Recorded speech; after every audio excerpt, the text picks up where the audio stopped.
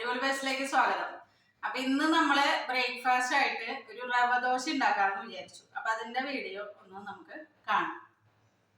അപ്പൊ ഞാൻ റവ ദോശയ്ക്ക് വേണ്ടി ഇതേ ഇവിടെ ഒരു കപ്പ് റവ കേട്ടോ, ഇങ്ങനത്തെ ഒരു പാത്രത്തിൽ ഒരു കപ്പ് റവ, അതുപോലെ തന്നെ ഒരു കപ്പ് നമ്മുടെ ഇടിയപ്പത്തിന്റെ പൊടിയാട്ടോ, ഇത് വറുത്തരിപ്പൊടി.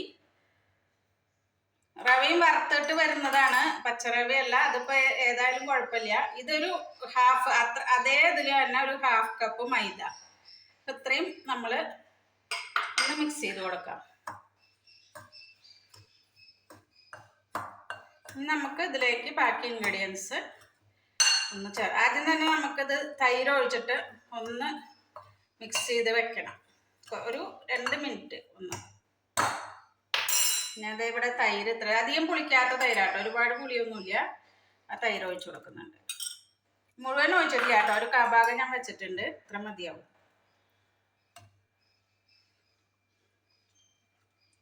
ഞാനിതിനൊന്ന് കൈ കൊണ്ടൊന്ന് നന്നായി മിക്സ് ചെയ്ത് കൊടുക്കുന്നുണ്ട് കേട്ടോ. ഇനി നമുക്കിതിനെ ഉപ്പും വെള്ളവും ഒഴിച്ചിട്ട് നല്ല എന്താ വെച്ചാൽ ശരിക്കും ഇങ്ങനെ പച്ചവെള്ളം ഒഴിക്കണ പോലെയുള്ള ആ ഒരു പരുവാവണം, അത്രയ്ക്കും നൈസാവണം ബാറ്റർ.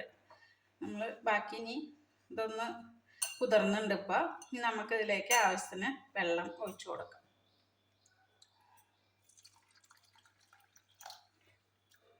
കൈ ഉപയോഗിക്കണമെങ്കിൽ ഉപയോഗിക്കാം, അല്ലെങ്കിൽ മറ്റേ ഇങ്ങനെ ബീറ്റ് ചെയ്യുന്ന ബീറ്റർ ഉപയോഗിച്ചിട്ടും ചെയ്യാം കേട്ടോ, എങ്ങനെ വേണമെങ്കിൽ ചെയ്യാം.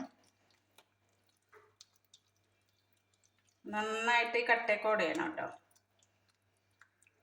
അത് ബീറ്റർ വെച്ചിട്ട് നന്നായിട്ടൊന്ന് അതിനൊന്ന് ഇതാക്കിയിട്ട് കട്ടയൊക്കെ ഒന്ന് ഉടയാൻ വേണ്ടിയിട്ട്, ഒട്ടും കട്ടയൊന്നും പാടില്ല. നമ്മളൊന്ന് നന്നായിട്ട് ഇതാക്കി. നമുക്ക് ഇതിലേക്ക് ആവശ്യത്തിന് ഉപ്പ് ചേർത്ത് കൊടുക്കാം.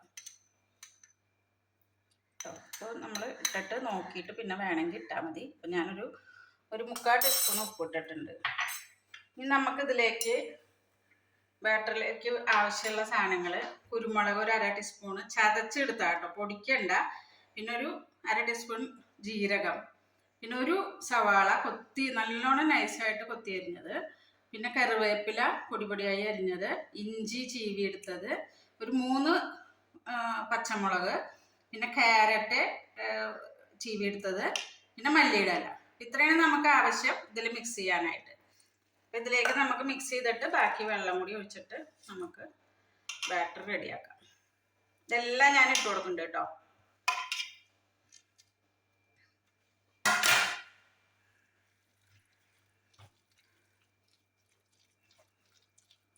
അപ്പം നമുക്കിതിലേക്ക് വെള്ളം ഒഴിച്ചു കൊടുക്കാം. നല്ലോണം നൈസായിട്ട് വരണം ഈ മാവ്. നമ്മളിത് ഇങ്ങനെ പരത്തല്ല ചെയ്യുക, ജസ്റ്റ് ഇങ്ങനെ ഒഴിച്ചു കൊടുക്കുക ചെയ്യുക. അപ്പം അതുകൊണ്ടാണ് അത് മാവ് വളരെ തിന്നാവണം. ഇനി നമുക്കതൊന്ന് നോക്കാം കേട്ടോ, പാകമാണോ എന്നുള്ളത്. കണ്ടോ, നമ്മളിത് ഇപ്പം ഇങ്ങനെ ഒഴിച്ചു കഴിഞ്ഞാൽ വീഴും. ഈ ഒരു ലേശം കൂടി വേണമെങ്കിൽ വെള്ളം ഒഴിക്കാം കേട്ടോ. എന്ന് വെച്ചാൽ റവ ഇട്ടുണ്ടല്ലോ, റവ ഒന്ന് വീർക്കൂലോ. അപ്പം നമുക്കൊന്ന് വെള്ളം ഒഴിച്ച് ഒരു 2 മിനിറ്റ് ഇതിനെ ഒന്ന് വെക്കാം കേട്ടോ. അപ്പം കറക്റ്റ് പാകം അറിയും. അരിപ്പൊടി റവയൊക്കെ വറുത്തതല്ലേ, അപ്പം അതൊന്ന് വീർത്ത് വരും. ജസ്റ്റ് ഒന്ന് നമുക്ക് 2 മിനിറ്റ് വെക്കാം.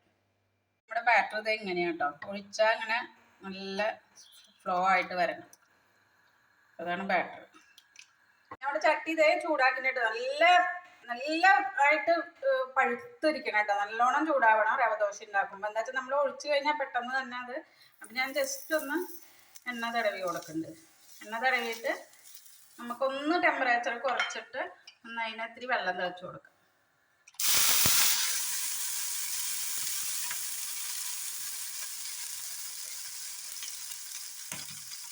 അപ്പം നമ്മൾ ഈ റവ ദോശയ്ക്ക് എന്താ വെച്ചാൽ ചട്ടി നല്ല ചൂട് വേണം കേട്ടോ, അപ്പോഴാണ് അത് കറക്റ്റായിട്ട് കിട്ടുള്ളൂ, നല്ല ക്രിസ്പി ആയിട്ട് വരും.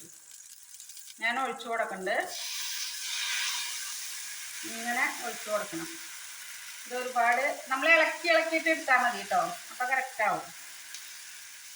അല്ലെങ്കിൽ അടിയിൽ ഇങ്ങനെ റവയൊക്കെ പോയിട്ട് അടിഞ്ഞ് ഇരിക്കും.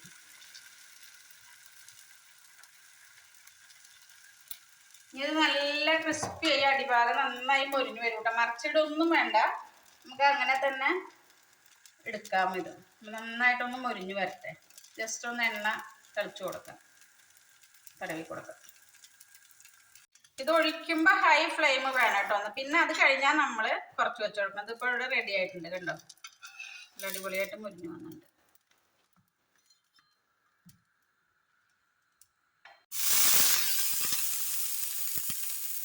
എപ്പോഴും എടുക്കുമ്പോൾ അതെങ്ങനെ ഇളക്കി എടുക്കണം കേട്ടോ. അപ്പം എൻ്റെ വീഡിയോ ഇഷ്ടപ്പെടുകയാണെങ്കിൽ എല്ലാവരും ഒന്ന് സബ്സ്ക്രൈബ് ചെയ്യുക, എല്ലാവർക്കും ഒന്ന് ഷെയർ ചെയ്ത് കൊടുക്കണം. അപ്പോഴല്ലേ മറ്റുള്ളവർക്കും കൂടി അതൊന്ന് കാണാനുള്ള അവസരം ഉണ്ടാവുള്ളൂ. അപ്പോൾ ഫ്രണ്ട്സിനും ഒക്കെ ഒന്ന് ഷെയർ ചെയ്ത് കൊടുക്കുക. പിന്നെ കമൻസ് അറിയിക്കണം, നല്ലതായാലും ചീത്തയായാലും കമൻസ് അറിയിക്കണം. ഓക്കെ,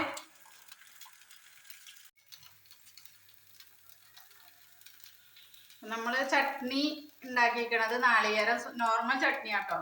ഇഡ്ഡലിക്കൊക്കെ കഴിക്കണ, ദോശക്കൊക്കെ കഴിക്കണ നോർമൽ ചട്നിയാണ്. അപ്പോൾ ചട്നി ഉണ്ടാക്കുമ്പോൾ ശ്രദ്ധിക്കേണ്ടത്, ഇതിൽ നമ്മൾ എരിവ് ഇടുന്നുണ്ട്. അപ്പോൾ ചട്നിയിൽ നമ്മൾ എരിവ് ഒരു മുളകൊക്കെ ഇട്ടാൽ മതി, ധാരാളമാണ്.